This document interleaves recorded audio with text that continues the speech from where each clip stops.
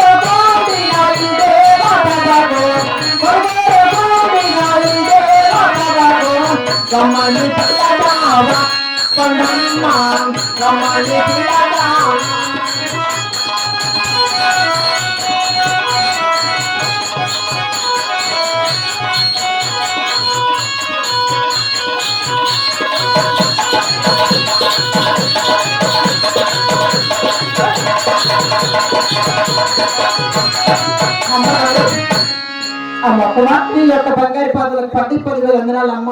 చల్లగొడ్లుగా కథలి మీ అమ్మ వేసిన జొన్న చేని కావులు వెళ్ళావు. అవును.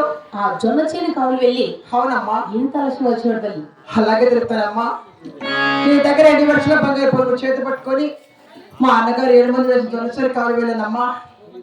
అక్కడ గిలమ 16 గంటలు తిరిగాను, కేకలేసి గువ్వలు తోలాను. ఎక్కడెక్కడ కర్ర 3 కనిపించలేదమ్మా. అవును తల్లి. అందు తూర్పు ఉత్తరం దక్షిణం 3 వైపులు పార్చుడుగా అయినా కూడా ఎక్కడైనా కర్ర 3 కనిపించలేదమ్మా. అవును తల్లి. అందు పరమట భాగం పార్చుడుగా మా అన్నయ్య మధ్యలేని స్వామి చిలకావతంతో వచ్చి 7 కర్రలు మోటి పెట్టాడమ్మా. ఆ 7 కర్రలు వేసావు తల్లి. నా యొక్క చిన్న చేత వీణలు తీల్చి బెడ్డుకు పెట్టి జోడించి ఆ యొక్క చిలకల కొలరాసులు తయారు చేసినమ్మా. ఆ హంసకు విషయం కడతానికి ఈ మట్టి ఎందుకు వారు ఎందుకు వీటికి అవసరం ఎవరు ఇచ్చారు తల్లి? 7 మంది మా అన్నగారిని ముక్కోటి దేవతలు నా మనసులో వేడుకున్నాక అప్పటికి కావాల్సి వచ్చేదమ్మా. అందులో కొలువై తీరి నీ ఉన్న అద్దల మెడకు వచ్చేందుకు ఇంత ఆలస్యమైనదమ్మా. చాలా సంతోషం తల్లి. ఈ చిలకలని చూడగానే నా మనసు కూడా చాలా అందపడింది. అవునమ్మా. ఈ సంతోష సమయమున ఈ వేలుగానే వేళలో నీ మనసులో కోరుకో తల్లి. ఏ వాళ్ళు కోరుకున్నా కాదనకూడదమ్మా. తప్పకుండా ఇస్తారమ్మా. అలాగే కోరుకుంటానమ్మా.